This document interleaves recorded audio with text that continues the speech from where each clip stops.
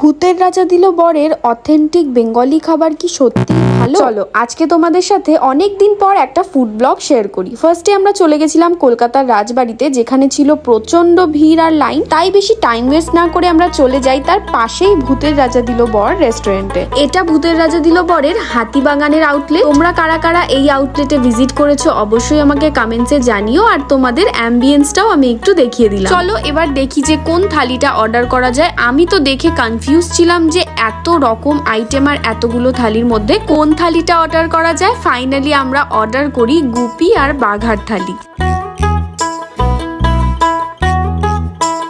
Now is a time for test. একদম honest review দেবো। আমার পার্সোনালি কিছু কিছু খাবার খুব ভালো লেগেছে আর কিছু কিছু একদমই না। ফিশ ফ্রাইটা খেতে খুবই ভালো ছিল, তার সাথেই ইলিশ মাছের মাথা দিয়ে কচুর শাকটাও আমার তো বেশ ভালোই লেগেছে, কিন্তু সরকার বাবুকে খাওয়াতে গিয়ে ওর মুখ চোখের অবস্থা কেমন বানিয়েছে তোমরাই দেখে নাও।